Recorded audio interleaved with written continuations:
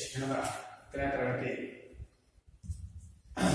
ಇವತ್ತು ರಾಷ್ಟ್ರೀಯ ಭಾವೈಕ್ಯತೆ ಬಗ್ಗೆ ತಿಳ್ಕೊಳ್ಳೋಣ. ರಾಷ್ಟ್ರೀಯ ಭಾವೈಕ್ಯತೆ ಅಂದ್ರೆ ಏನು ಎನ್ನುವುದರ ಬಗ್ಗೆ ಇವತ್ತು ಫುಲ್ ಮಾಹಿತಿಯನ್ನ ತಿಳ್ಕೊಳ್ಳೋಣ.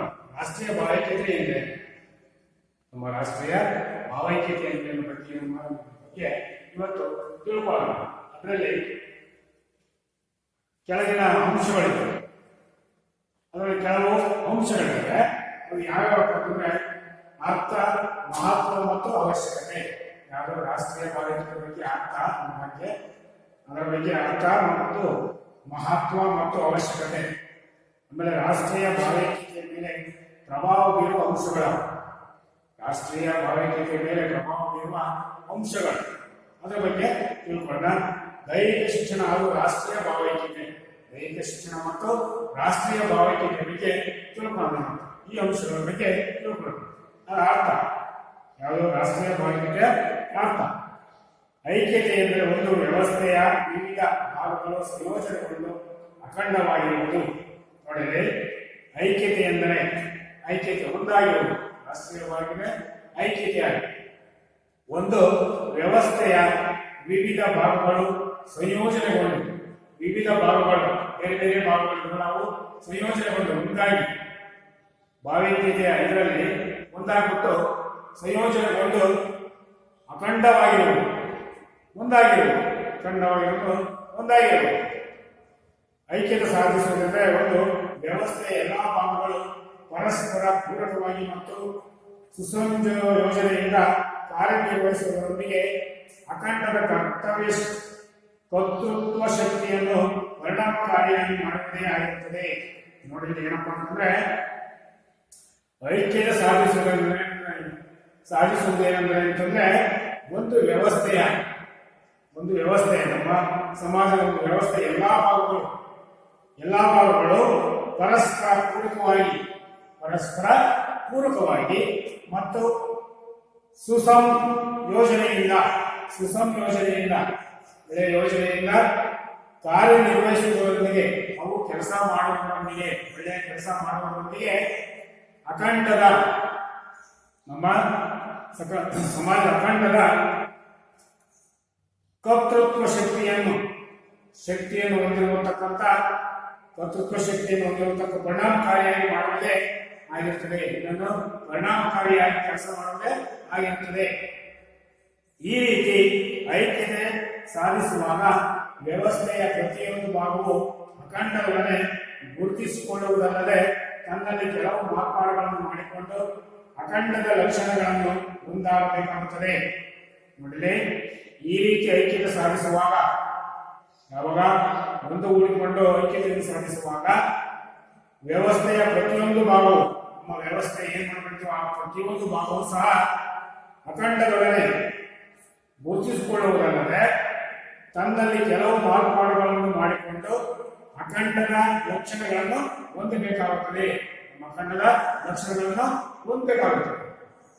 ಆದರೆ ಪ್ರತಿಯೊಂದು ಭಾಗವು ಅಖಂಡದೊಡನೆ ಐಕ್ಯವಾದರೂ, ಪ್ರತಿಯೊಂದು ಭಾಗವೂ ಸಹ ಅಖಂಡದೊಡನೆ ಐಕ್ಯವಾದರೂ ಸಹ ತನ್ನ ವೈಯಕ್ತಿಕತೆ ಕಾಪಾಡಿಕೊಂಡು ತನ್ನ ಕಾರ್ಯಕ್ಷಮತೆ ಮತ್ತು ಕರ್ತವ್ಯಗಳನ್ನು ವರ್ತಿಸಿಕೊಳ್ಳಬೇಕಾಗುತ್ತದೆ. ನೋಡಿಲಿ, ಆದರೆ ಪ್ರತಿಯೊಂದು ಭಾಗವೂ ಸಹ ಅಖಂಡದೊಡನೆ ಐಕ್ಯವಾದರೂ ತನ್ನ ವೈಯಕ್ತಿಕತೆ ಕಾಪಾಡಿಕೊಂಡು, ತನ್ನ ವೈಯಕ್ತಿಕ ಬೆಳವಣಿಗೆಯನ್ನು ಕಾಪಾಡಿಕೊಂಡು ತನ್ನ ಕಾರ್ಯಕ್ಷೇತ್ರಗಳನ್ನು ಮತ್ತು ಕರ್ತವ್ಯ ಶಕ್ತಿಗಳನ್ನು ವರ್ಧಿಸಿಕೊಳ್ಳಬೇಕಾಗುತ್ತದೆ. ನಮ್ಮ ಕರ್ತವ್ಯ ಶಕ್ತಿಗಳನ್ನ ವರ್ಧಿಸಿಕೊಳ್ಳಬೇಕಾಗುತ್ತದೆ, ಮಾಡಬೇಕಾಗುತ್ತೆ, ನಮ್ಮ ಕರ್ತವ್ಯಗಳನ್ನ ಮಾಡಬೇಕಾಗುತ್ತದೆ. ಅಂದ್ರೆ ಒಂದು ವ್ಯವಸ್ಥೆಯ ಪ್ರತಿಯೊಂದು ಭಾಗವು ತಕ್ಕ ಮಟ್ಟಿಗೆ ತನ್ನ ವೈಶಿಷ್ಟ್ಯತೆಯನ್ನು ಹೊಂದಿದಾಗಿಯೂ ಅಖಂಡ ಅವಿಭಾಜ್ಯ ಅಂಗವಾಗಿರುವುದೇ ಐಕ್ಯತೆ ಎನ್ನಿಸಿಕೊಳ್ಳುತ್ತದೆ. ನೋಡಿದ್ರೆ ಒಂದು ವ್ಯವಸ್ಥೆಯ ಪ್ರತಿಯೊಂದು ಭಾಗಗಳು ಸಹ ತಕ್ಕ ಮಟ್ಟಿಗೆ ತನ್ನ ವೈಶಿಷ್ಟ್ಯತೆಯನ್ನು ಒಂದಿದಾಗಿ ತನ್ನ ವೈಶಿಷ್ಟ್ಯವನ್ನು ಒಂದಾಗಿಯೂ ಅಖಂಡದ ಅವಿಭಾಜ್ಯ ಅಂಗವಾಗಿರುವುದೇ ಐಕ್ಯತೆ ಎನಿಸಿಕೊಳ್ಳುತ್ತದೆ.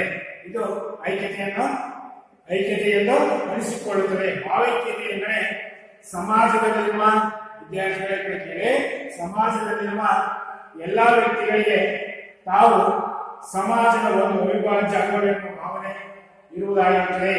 ನೋಡಿ, ಭಾವೈಕ್ಯತೆ ಎಂದರೆ ಭಾವೈಕ್ಯತೆ ಎಂದರೆ ಸಮಾಜದಲ್ಲಿರುವ ಎಲ್ಲಾ ವ್ಯಕ್ತಿಗಳ, ನಮ್ಮ ಸಮಾಜದಲ್ಲಿರುವ ಎಲ್ಲಾ ವ್ಯಕ್ತಿಗಳ ತಾವು ಸಮಾಜದ ಒಂದು ಅವಿಭಾಜ್ಯ ಅಂಗವೆಂಬ, ನಾವು ಸಮಾಜದ ಒಂದು ಅವಿಭಾಜ್ಯ ಅಂಗವೆಂಬ ಭಾವನೆ ಇರಬೇಕು. ಯಾರಿಗಳಲ್ಲಿ? ಸಮಾಜದ ವ್ಯಕ್ತಿಗಳಲ್ಲಿ. ಇದು ನಮ್ಮ ಸಮಾಜ, ಇದು ಎಲ್ಲರೂ ಎಲ್ಲಾ ಜಾತಿ ಒಂದೇ ಎಂಬ ಭಾವನೆಯನ್ನು ಹೊಂದಿರಬೇಕು. ಯಾರು? ವ್ಯಕ್ತಿಗಳು. ಯಾವುದರಲ್ಲಿ? ನಮ್ಮ ಸಮಾಜದಲ್ಲಿ ಪ್ರತಿಯೊಬ್ಬ ವ್ಯಕ್ತಿಯೂ ಸಹ ತನ್ನ ಭಾವನೆಯನ್ನು ಹೊಂದಿರಬೇಕು. ಅವಿಭಾಜ್ಯ ಅಂಗವೆಂಬ ಭಾವನೆ ಇರುವುದಾಗಿರುತ್ತದೆ. ಸಮಾಜದಲ್ಲಿಯ ಪ್ರತಿಯೊಬ್ಬ ವ್ಯಕ್ತಿಯು ತಾನಿರುವ ಸಮಾಜ, ರಾಜ್ಯ, ರಾಷ್ಟ್ರವನ್ನೇ ಗುರುತಿಸಿಕೊಳ್ಳುವುದು ಮತ್ತು ಆ ಸಮಾಜದ ಮೌಲ್ಯಗಳನ್ನು, ರೀತಿ ನೀತಿಗಳನ್ನು ಮತ್ತು ವರ್ತನೆಗಳನ್ನು ತನ್ನದಾಗಿ ಮಾಡಿಕೊಳ್ಳುವುದೇ ಭಾವೈಕ್ಯತೆಯಾಗಿರುತ್ತದೆ. ನೋಡಿ, ಪ್ರತಿಯೊಬ್ಬ ವ್ಯಕ್ತಿಯು, ಸಮಾಜದಲ್ಲಿನ ಪ್ರತಿಯೊಬ್ಬ ವ್ಯಕ್ತಿಯು ತಾನಿರುವ ಸಮಾಜ ಇದೆಯಲ್ಲ, ನಮ್ಮ ಸಮಾಜ, ರಾಜ್ಯ ಮತ್ತು ರಾಷ್ಟ್ರಗಳನ್ನು ಗುರುತಿಸಿಕೊಳ್ಳಬಹುದು. ಯಾವ ಸಮಾಜದಲ್ಲಿ ಗುರುತಿಸಿಕೊಳ್ಳಬೇಕು, ರಾಜ್ಯದಲ್ಲಿ ಗುರುತಿಸಿಕೊಳ್ಳಬೇಕು ಮತ್ತು ರಾಷ್ಟ್ರದಲ್ಲಿಯೂ ಸಹ ತನ್ನ ವ್ಯಕ್ತಿತ್ವವನ್ನು ಗುರುತಿಸಿಕೊಳ್ಳಬಹುದಾಗಿದೆ.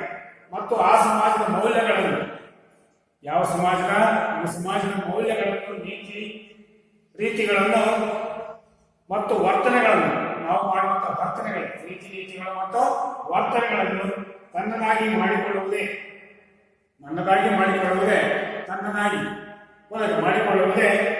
ಭಾವೈಕ್ಯತೆ ಆಗಿರುತ್ತದೆ. ಇದು ಭಾವೈಕ್ಯತೆ ಆಗಿರುತ್ತದೆ.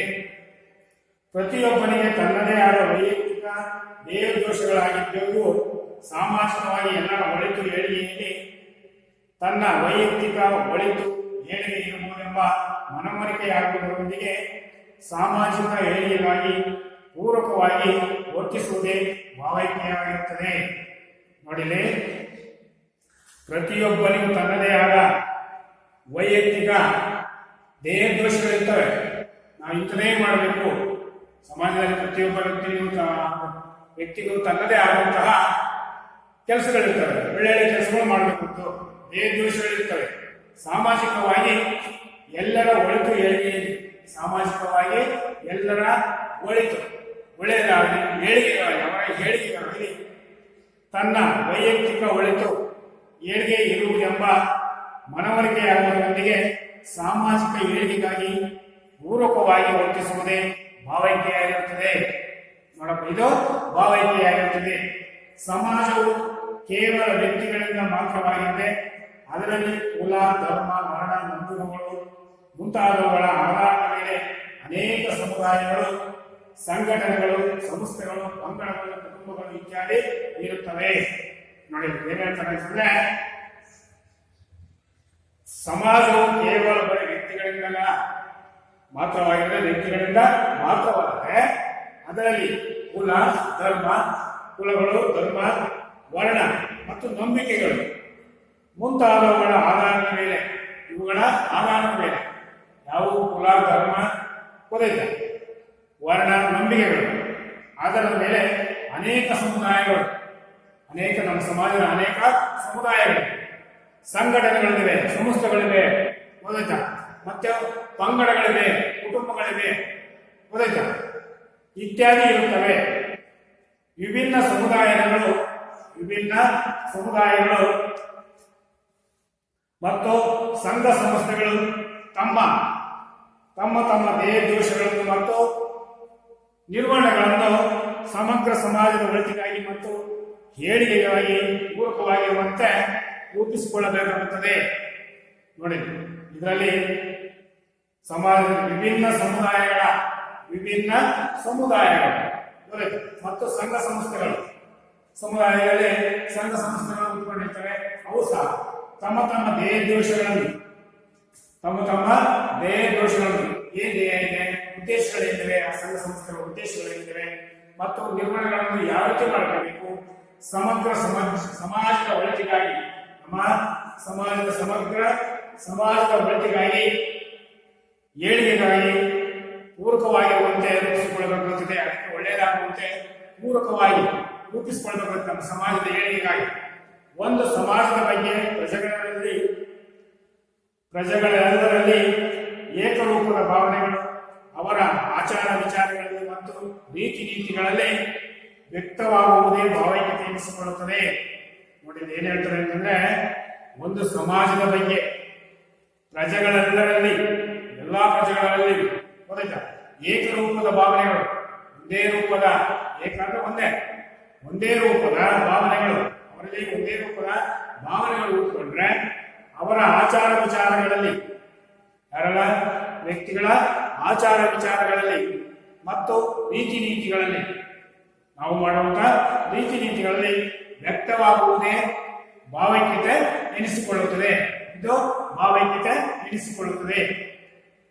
ಅನೇಕ ವಿಭಿನ್ನ ಸಮಾಜಗಳಿಂದ ರೂಪಿತವಾದ ರಾಷ್ಟ್ರವು, ಯಾವಾಗ ಅನೇಕ ಗೊತ್ತಾಯ್ತು, ವಿಭಿನ್ನ ಸಮಾಜಗಳಿಂದ ರೂಪಿತವಾದ ರಾಷ್ಟ್ರವು ಅಪಸರಣ ವೈಚಾರಿಕತೆಯಿಂದಲೇ ಪ್ರಗತಿ ಸಾಧಿಸುವುದು.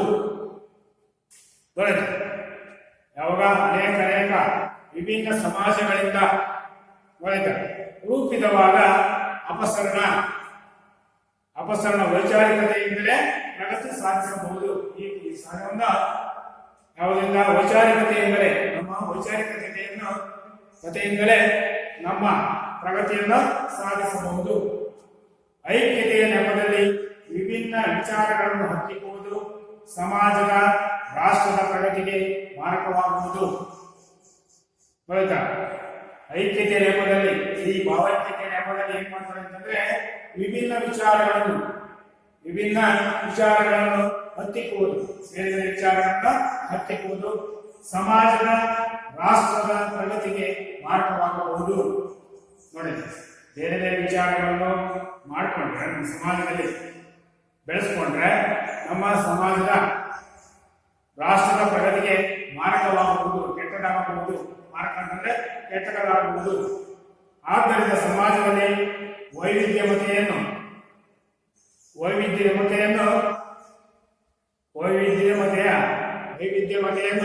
ಮತ್ತು ವಿಭಿನ್ನ ವಿಚಾರಗಳನ್ನು ಪ್ರೋತ್ಸಾಹಿಸಬೇಕು ಮತ್ತು ಸಹಿಸಬೇಕು. ಯಾವಾಗ? ಆದ್ದರಿಂದ ಸಮಾಜದಲ್ಲಿ ವೈವಿಧ್ಯಮತೆಯ ಮತ್ತು ವಿಭಿನ್ನ ವಿಚಾರಗಳನ್ನು ಪ್ರೋತ್ಸಾಹಿಸಬೇಕು. ಒಳ್ಳೆಯ ವಿಚಾರಗಳನ್ನು ಸಮಾಜದಲ್ಲಿ ಪ್ರೋತ್ಸಾಹಿಸಬೇಕು ಮತ್ತು ಸಹಿಸಬೇಕು, ಅವುಗಳನ್ನು ಸಹಿಸಿಕೊಳ್ಳಬೇಕಾಗುತ್ತದೆ. ಇಂಥ ಪ್ರವೃತ್ತಿ ಮತ್ತು ಮನೋವೃತ್ತಿ ಪ್ರಜಾತಂತ್ರದ ಬುನಾದಿಯಾಗಿರುತ್ತದೆ. ಇಂತಹ ಪ್ರವೃತ್ತಿಗಳು ಮತ್ತು ಮನೋವೃತ್ತಿಗಳು ಪ್ರಜಾತಂತ್ರದ, ನಮ್ಮ ಸಮಾಜದ ಬುನಾದಿಯಾಗಿರುತ್ತದೆ. ಒಳ್ಳೆಯ ವಿಚಾರಗಳನ್ನು ಬೆಳೆಸಿಕೊಂಡ್ರೆ, ನಮ್ಮ ಸಮಾಜದಲ್ಲಿ ಒಳ್ಳೆಯ ಆಚಾರ ವಿಚಾರಗಳನ್ನು, ನೀತಿ ನೀತಿಗಳನ್ನು ಬೆಳೆಸಿಕೊಂಡ್ರೆ ಇದು ನಮ್ಮ ಸಮಾಜಕ್ಕೆ ಬುನಾದಿಯಾಗಿರುತ್ತದೆ.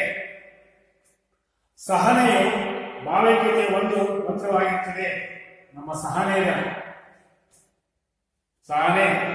ತಾಳ್ಮೆ ಇದು ಸಮಾಜದ, ಸಹನೆಯ ಭಾವೈಕ್ಯತೆಯ ಒಂದು ಮಂತ್ರವಾಗಿರುತ್ತದೆ. ಇದು ಒಂದು ಮಂತ್ರವಾಗಿರುತ್ತದೆ.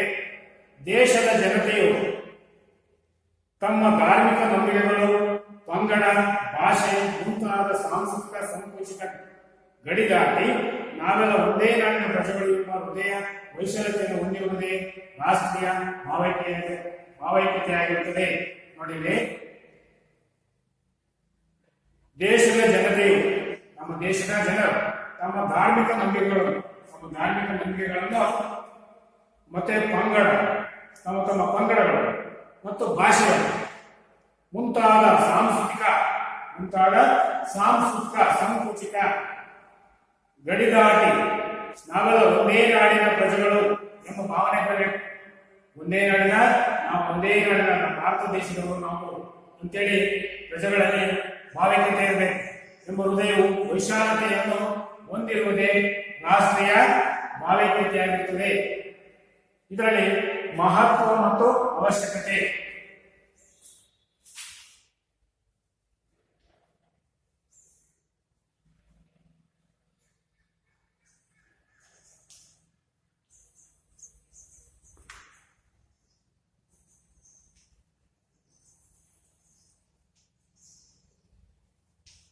ಮಹತ್ವ ಮತ್ತು ಅವಶ್ಯಕತೆ ಏನಪ್ಪ? ಒಂದೊಂದು ಪ್ರಜಾತಂತ್ರದಲ್ಲಿ ವಿಭಿನ್ನ ವಿಚಾರಗಳು ಮತ್ತು ವೈವಿಧ್ಯಮತೆಯ ಮತ್ತೆ ಅನಿವಾರ್ಯವಾಗಿರುವಷ್ಟೇ ಭಾವೈಕ್ಯತೆಯು ಅಷ್ಟೇ ಅವಶ್ಯಕವಾಗಿರುತ್ತದೆ. ಪ್ರಜಾತಂತ್ರದಲ್ಲಿ ನಮ್ಮ ಪ್ರಜಾತಂತ್ರದಲ್ಲಿ ಈ ವ್ಯವಸ್ಥೆಯಲ್ಲಿ ವಿಭಿನ್ನವಾದ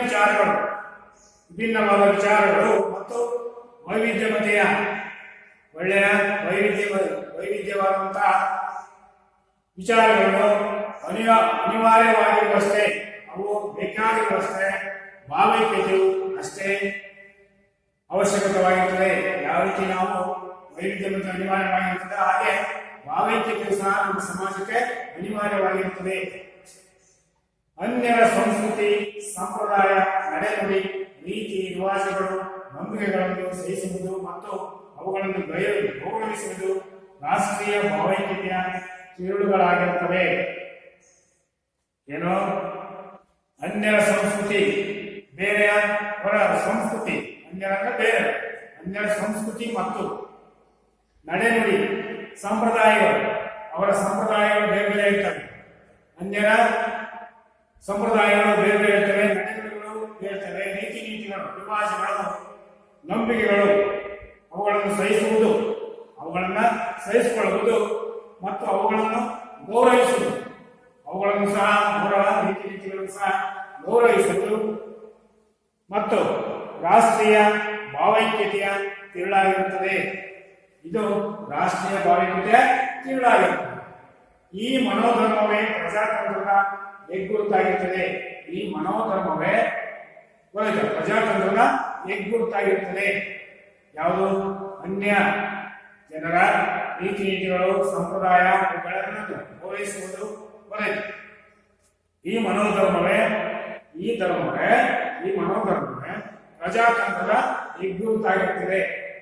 ಪ್ರಜಾತಂತ್ರದ ಹೆಗ್ಗುರುತಾಗಿರುತ್ತದೆ. ಸಹನೆ ಮತ್ತು ಪರಸ್ಪರ ಗೌರವಗಳೆಂದರೆ ವೈಯಕ್ತಿಕ ವ್ಯಕ್ತಿ ಸ್ವಾತಂತ್ರ್ಯಕ್ಕೆ ಮತ್ತು ಮಾನವ ಹಕ್ಕುಗಳಿಗೆ ಮಹತ್ವ ಬರುತ್ತದೆ. ನೋಡಿ, ಸಹನೆ ಮತ್ತು ನಾವು ಸಹನೆಯಿಂದ ಇರಬೇಕಾಗುತ್ತೆ ಮತ್ತು ಪರಸ್ಪರ ಗೌರವಗಳೆಂದರೆ ತಮ್ಮ ಪರಸ್ಪರ ನಾವು ಅವರಾಗಲಿ ಪರಸ್ಪರ ಗೌರವಗಳೆಂದರೆ ವೈಯಕ್ತಿಕ ವ್ಯಕ್ತಿ ಸ್ವಾತಂತ್ರ್ಯಕ್ಕೆ, ನಮ್ಮ ವೈಯಕ್ತಿಕ ವ್ಯಕ್ತಿ ಸ್ವಾತಂತ್ರ್ಯಕ್ಕೆ ಮತ್ತು ಮಾನವ ಹಕ್ಕುಗಳಿಗೆ ಮಹತ್ವ ಬರುತ್ತದೆ. ಎರಡನೇ ಏನಪ್ಪ ಅಂತಂದ್ರೆ, ರಾಷ್ಟ್ರೀಯ ಭಾವೈಕ್ಯತೆಯ ಇನ್ನೊಂದು ಲಕ್ಷಣವಾದ ಪರಸ್ಪರ ವಿಶ್ವಾಸ ಮತ್ತು ನಂಬಿಕೆಗಳು, ಪರಸ್ಪರರ ಬಗ್ಗೆ ಇರುವ ಹೆದರಿಕೆ, ದ್ವೇಷ, ಸಂಶಯಗಳೆಲ್ಲವೂ ದೂರವಾಗುತ್ತದೆ. ಯಾವುದರಿಂದ? ರಾಷ್ಟ್ರೀಯ ಭಾವೈಕ್ಯತೆಯಿಂದ ನಾವು ಇದ್ರೆ ಗೊತ್ತಾಯ್ತಾ, ಅವೆಲ್ಲರೂ ಒಂದೇ ಅಂತ ಇದ್ಬಿಟ್ರೆ ಯಾವ ಬರೋದಿಲ್ಲ. ಯಾವ ರಾಷ್ಟ್ರೀಯ ಭಾವೈಕ್ಯತೆ ಇನ್ನೊಂದು ಲಕ್ಷಣವಾದ ಭಾಗ ಯಾವ್ದಪ್ಪ ಅಂತಂದ್ರೆ ಪರಸ್ಪರ ವಿಶ್ವಾಸ ಹೊಂದಿರುವುದು ಮತ್ತು ನಂಬಿಕೆ ಇರಬೇಕು.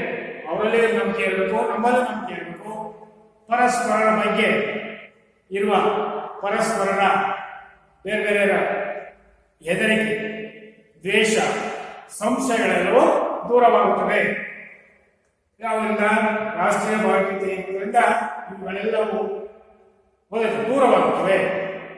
ಮೂರನೇದು, ರಾಷ್ಟ್ರದ ವಿವಿಧ ಭಾಷೆಗಳಿಗೆ ಮತ್ತು ಧರ್ಮಗಳಿಗೆ ಸಂಬಂಧಿಸಿದ ಸಂಘ ಸಂಸ್ಥೆಗಳು ಮತ್ತು ಪ್ರಜೆಗಳು ತಮ್ಮ ದೇಹ ದೋಷಗಳನ್ನು ಮತ್ತು ಆಚಾರ ವಿಚಾರಗಳನ್ನು ರಾಷ್ಟ್ರೀಯ ದೇಹ ದೋಷಗಳಿಗೆ ಪೂರಕವಾಗಿರುವಂತೆ ರೂಪಿಸಿಕೊಳ್ಳುವುದರಿಂದ ರಾಷ್ಟ್ರದ ದಕ್ಷತೆ ಮತ್ತು ಕರ್ತವ್ಯ ಶಕ್ತಿಯು ವರ್ಧಿಸುತ್ತದೆ. ನೋಡಿ, ಏನಂತಾರೆ ಅಂದ್ರೆ, ರಾಷ್ಟ್ರದ ವಿವಿಧ ಭಾಷೆಗಳಿಗೆ, ನಮ್ಮ ರಾಷ್ಟ್ರದಲ್ಲಿ ಹಲವಾರು ಭಾಷೆಗಳಿವೆ ಮತ್ತು ಧರ್ಮಗಳಿವೆ, ಭಾಷೆಗಳಿವೆ, ಧರ್ಮಗಳಿಗೆ ಸಂಬಂಧಿಸಿದ ಸಂಘ ಸಂಸ್ಥೆಗಳು, ಅವರವರಿಗೆ ಸಂಬಂಧಿಸಿದ ಸಂಘ ಸಂಸ್ಥೆಗಳಿವೆ ಮತ್ತು ಪ್ರಜೆಗಳು, ಆ ಸಂಘ ಸಂಸ್ಥೆಗಳು ಪ್ರಜೆಗಳು ತಮ್ಮ ದೇಹ ದೋಷಗಳನ್ನು ಅವರ ಉದ್ದೇಶಗಳು ಏನೆಂಬುದನ್ನ ತಿಳ್ಕೋಬಹುದು ಮತ್ತು ಆಚಾರ ವಿಚಾರಗಳನ್ನು ಅವರ ಆಚಾರ ವಿಚಾರಗಳನ್ನು ರಾಷ್ಟ್ರೀಯ ಧ್ಯೇಯೋದ್ದೇಶಗಳಿಗೆ ಪೂರಕವಾಗಿರುವಂತೆ ಪೂರಕವಾಗಿರುವಂತೆ ರೂಪಿಸಿಕೊಳ್ಳುವುದರಿಂದ ಇದನ್ನು ನಾವು ರೂಪಿಸಿಕೊಳ್ಳುವುದರಿಂದ ರಾಷ್ಟ್ರದ ದಕ್ಷತೆ ಮತ್ತು ಕರ್ತವ್ಯ ಶಕ್ತಿ ರಾಷ್ಟ್ರದ ದಕ್ಷತೆ ಮತ್ತು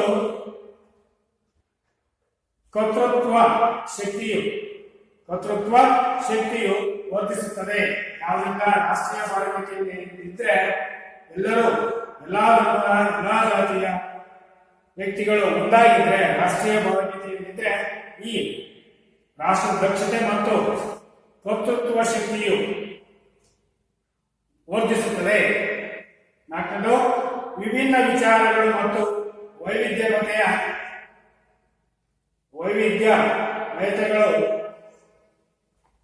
ಪರಿಚಿನ್ನ ವೈಚಾರಿಕತೆ ಎಡೆ ಮಾಡಿಕೊಡುವುದು. ವಿಭಿನ್ನ ವಿಚಾರಗಳು ಮತ್ತು ವೈವಿಧ್ಯತೆಯ ಪರಿಚಿನ್ನ ವೈಚಾರಿಕತೆಗಳು ಇವು ಎಡೆ ಮಾಡಿಕೊಡಬಹುದು. ಪರಿಚಿನ ವೈಚಾರಿಕತೆಯು ಸಮಾಜದಲ್ಲಿ ಸೃಜನಾತ್ಮಕತೆಯನ್ನು ಪ್ರೋತ್ಸಾಹಿಸುವುದರಿಂದ ಸಮಾಜವು ಪ್ರಗತಿ ಸಾಧಿಸುವುದು ಒಳ್ಳೆಯದು. ಈ ಪರಿಚಿನ್ನ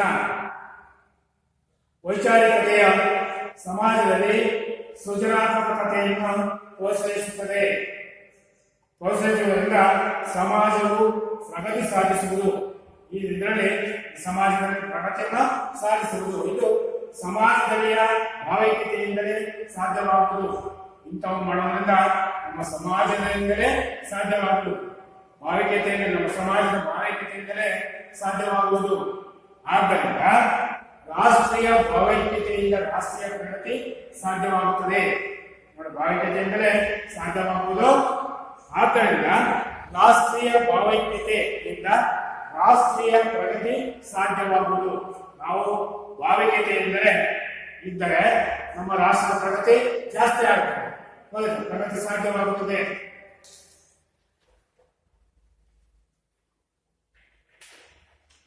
ನೆಕ್ಸ್ಟ್, ರಾಷ್ಟ್ರೀಯ ಭಾವೈಕ್ಯತೆ ಮೇಲೆ ಪ್ರಭಾವ ಬೀರುವ ಅಂಶಗಳು. ನಮ್ಮ ರಾಷ್ಟ್ರೀಯ ಭಾವೈಕ್ಯತೆ ಮೇಲೆ ಪ್ರಭಾವ ಬೀರುವ ಅಂಶಗಳನ್ನ ತಿಳ್ಕೊಳ್ಳಬೇಕು. ಅದರಲ್ಲಿ ಒಂದನೇದು ಸಾಂಸ್ಕೃತಿಕ ಅಂಶಗಳು. ರಾಷ್ಟ್ರದ ವಿವಿಧ ಸಮುದಾಯಗಳಿಗೆ ತನ್ನದೇ ಆದ ಅಭಿವ್ಯಕ್ತಿ ಸ್ವರೂಪಗಳಿರುತ್ತವೆ. ನೋಡಿ, ರಾಷ್ಟ್ರದ ವಿವಿಧ ಸಮುದಾಯಗಳಿಗೆ, ನಮ್ಮ ರಾಷ್ಟ್ರದಲ್ಲಿ ವಿವಿಧ ಸಮುದಾಯಗಳಿವೆ, ಬೇರೆ ಬೇರೆ ಸಮುದಾಯಗಳಿವೆ. ನಮ್ಮದೇ ಒಂದು, ಅವ್ರದೇ ಒಂದು, ಬೇರೆ ಬೇರೆ ಒಂದು ಸಮುದಾಯಗಳಿವೆ. ನಮ್ಮ ರಾಷ್ಟ್ರದಲ್ಲಿ ತನ್ನದೇ ಆದ ಅಭಿವ್ಯಕ್ತಿ ಸ್ವರೂಪಗಳಿರ್ತವೆ. ಅವರಿಗೆ ತನ್ನದೇ ಆದಂತಹ ಅಭಿವ್ಯಕ್ತಿ ಸ್ವರೂಪಗಳಿರ್ತವೆ. ಭಾಷೆ, ಉಡುಗೆ ತೊಡುಗೆ, ಕಲೆ, ಸಾಹಿತ್ಯ, ವಾಸ್ತುಶಿಲ್ಪ, ಊಟ ಉಪಚಾರ, ರೀತಿ ನೀತಿಗಳು, ಧರ್ಮ, ಸಂಪ್ರದಾಯ, ನಡೆನುಡಿ, ನುಡಿಗಳು ಮುಂತಾದವುಗಳೆಲ್ಲ ಸಮುದಾಯದಿಂದ ಸಮುದಾಯಕ್ಕೆ, ಸ್ಥಳದಿಂದ ಸ್ಥಳಕ್ಕೆ ವಿಭಿನ್ನವಾಗಿರುತ್ತವೆ. ನೋಡಿ, ನಮ್ಮ ರಾಷ್ಟ್ರದಲ್ಲಿ ವಿವಿಧ ಸಮುದಾಯಗಳಿಗೆ ತನ್ನದೇ ಆದಂತಹ ಅಭಿವ್ಯಕ್ತಿ ಸ್ವರೂಪಗಳಿರ್ತವೆ. ಅದರಲ್ಲಿ ಯಾವ ಪ್ರಾರ್ಥನೆ ಬರುತ್ತೆ? ಭಾಷೆ, ಅವರವರ ಸಮುದಾಯಕ್ಕೆ ತಕ್ಕಂತೆ ಅವರಿಗೆ ಭಾಷೆ, ಉಡುಗೆ ತೊಡುಗೆಗಳು, ಬಟ್ಟೆಗಳನ್ನು ಹಾಕಬಹುದು. ಅವರ ಸಮುದಾಯಕ್ಕೆ ಯಾವ್ಯಾವ ತರ ಬಟ್ಟೆ ಹಾಕಿರೋದ್ರಿಂದ ಭಾಷೆಗಳು ಮತ್ತು ಉಡುಗೆ ತೊಡುಗೆಗಳು ಮತ್ತು ಕಲೆಗಳು, ಅವರಲ್ಲಿ ಯಾವ ಕಲೆ ಇರುತ್ತೆ, ಸಾಹಿತ್ಯ ಇರುತ್ತೆ.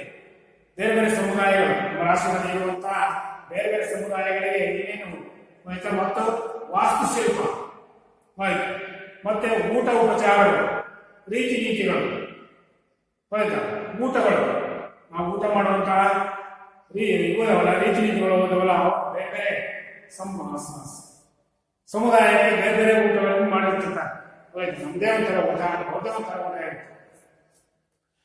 ಧರ್ಮ, ಸಂಪ್ರದಾಯ, ನಡೆನುಡಿ, ನಂಬಿಕೆಗಳು ಮುಂತಾದವುಗಳೆಲ್ಲ ಸಮುದಾಯದಿಂದ ಸಮುದಾಯಕ್ಕೆ, ಇವೆಲ್ಲವೂ ಸಹ ಸಮುದಾಯಕ್ಕೆ ಸ್ಥಳದಿಂದ ಸ್ಥಳಕ್ಕೆ, ಈ ಸ್ಥಳದಿಂದ ಇನ್ನೊಂದು ಸ್ಥಳಕ್ಕೆ ವಿಭಿನ್ನವಾಗಿರುತ್ತವೆ, ಭಿನ್ನವಾಗಿರುತ್ತವೆ. ಇವೆಲ್ಲವೂ ಸಹ ಭಿನ್ನವಾಗಿರುತ್ತವೆ. ಪ್ರತಿಯೊಂದು ಸಮಾಜದಲ್ಲಿಯೂ ವಿಭಿನ್ನವಾದ ನಂಬಿಕೆಗಳನ್ನು ಮತ್ತು ಆಚಾರ ವಿಚಾರ ಉಳ್ಳವರಾಗಿರುತ್ತಾರೆ. ನೋಡಿ, ಪ್ರತಿಯೊಂದು ಸಮಾಜದಲ್ಲಿಯೂ ಸಹ ವಿಭಿನ್ನವಾದ ನಂಬಿಕೆ ಉಳ್ಳವರು ಇರ್ತಾರೆ, ಮತ್ತೆ ಆಚಾರ ವಿಚಾರಗಳನ್ನು ಹೊಂದಿರುವವರು ಇರ್ತಾರೆ. ಒಂದೇ ರಾಷ್ಟ್ರದಲ್ಲಿ ಇರುವ ಬೇರೆ ಬೇರೆ ಸಮುದಾಯದವರು, ಸಮಾಜದವರು, ಪ್ರದೇಶದವರು ತಮ್ಮ ತಮ್ಮ ಸಂಸ್ಕೃತಿ, ಧರ್ಮ, ಭಾಷೆ, ರೀತಿ ನೀತಿಗಳ ಶ್ರೇಷ್ಠವೆಂಬ ಸಂಕುಚಿತ ಭಾವನೆ, ಪ್ರತಿಷ್ಠೆ, ಅಹಂಕಾರಗಳೆಲ್ಲವೂ ಸಾಮಾಜಿಕ ಮತ್ತು ರಾಷ್ಟ್ರೀಯ ಭಾಗ್ಯದ ಮೇಲೆ ನಕಾರಾತ್ಮಕ ಪ್ರಭಾವ ಬೀರುತ್ತವೆ. ನೋಡಿ, ಒಂದೇ ರಾಷ್ಟ್ರದಲ್ಲಿರುವ ಬೇರೆ ಬೇರೆ ಸಮುದಾಯಗಳು, ನಮ್ಮ ರಾಷ್ಟ್ರದಲ್ಲಿ ಬೇರೆ ಬೇರೆ ಸಮುದಾಯಗಳಿದ್ದಾರೆ, ಸಮಾಜದವರಿದ್ದಾರೆ ಮತ್ತು ಪ್ರದೇಶಗಳಿದ್ದಾರೆ. ತಮ್ಮ ತಮ್ಮ ಸಂಸ್ಕೃತಿ, ಅವರವರ ಸಮುದಾಯಕ್ಕೆ ತಕ್ಕಂತೆ ತಮ್ಮ ತಮ್ಮ ಸಂಸ್ಕೃತಿಗಳು ಮತ್ತು ಧರ್ಮ ಮತ್ತು ಭಾಷೆ, ಧರ್ಮ ಅವರ ಧರ್ಮಕ್ಕೆ ತಕ್ಕಂಥ ಭಾಷೆಗಳು ಬರೆದಿದೆ. ರೀತಿ ನೀತಿಗಳೇ ಶ್ರೇಷ್ಠವೆಂಬ, ನಮ್ಮ ಸಮುದಾಯ ಇದೇ ರೀತಿ ಶ್ರೇಷ್ಠವೆಂಬ ಅವರ ಅಭಿಪ್ರಾಯವಾಗಿರುತ್ತದೆ. ಸಂಕುಚಿತ ಭಾವನೆ, ಅವರಲ್ಲಿ ಸಂಕುಚಿತ ಭಾವನೆ, ಪ್ರತಿಷ್ಠೆ, ಅಹಂಕಾರಗಳೆಲ್ಲವೂ ಸಾಮಾಜಿಕ ಮತ್ತು ರಾಷ್ಟ್ರೀಯ ಭಾವಿಕೆಯ ಮೇಲೆ ನಕಾರಾತ್ಮಕ ಪ್ರಭಾವ, ನಮ್ಮ ರಾಷ್ಟ್ರೀಯ ಭಾವಿಕೆಯ ಮೇಲೆ ನಕಾರಾತ್ಮಕ ಭಾವನೆಯನ್ನು ಬೀರುತ್ತವೆ. ನಕಾರಾತ್ಮಕ ಭಾವನೆ ಪ್ರಭಾವ ಬೀರುತ್ತವೆ. ಅನ್ಯ ಸಂಸ್ಕೃತಿಗಳಲ್ಲಿಯೇ ಉತ್ತಮ ಗುಣಗಳನ್ನು ಗುರುತಿಸುವ ಮತ್ತು ವಿವಿಧ ಸಂಸ್ಕೃತಿಗಳಲ್ಲಿಯ ಸಾಮ್ಯತೆಯನ್ನು ಗುರುತಿಸುವ, ಹೃದಯ ವೈಶಾಲ್ಯತೆಯನ್ನು ಬೆಳೆಸುವುದು ಮತ್ತು ಸಕಾರಾತ್ಮಕ ಮನೋವೃತ್ತಿಯನ್ನು ರಾಷ್ಟ್ರದ ಪ್ರಜೆಗಳಲ್ಲಿ ಬೆಳೆಸುವುದು ಶಿಕ್ಷಣದ ಮೂಲಕ ಆಗಬೇಕಾಗಿದೆ. ನೋಡಿ, ಏನ್ ಹೇಳ್ತೀನಿ ಅಂತಂದ್ರೆ, ಅನ್ಯ ಸಂಸ್ಕೃತಿಗಳಲ್ಲಿಯ ಉತ್ತಮ ಗುಣಗಳನ್ನು ಗುರುತಿಸುವ, ನಮ್ಮ ಸಮುದಾಯದಲ್ಲಿ, ನಮ್ಮ ಸಮಾಜದಲ್ಲಿ ಉತ್ತಮ ಗುಣಗಳು, ಅನ್ಯ ಸಂಸ್ಕೃತಿಯ ಉತ್ತಮ ಗುಣಗಳನ್ನು ಗುರುತಿಸುವ ಮತ್ತು ವಿವಿಧ ಸಂಸ್ಕೃತಿಗಳಲ್ಲಿಯ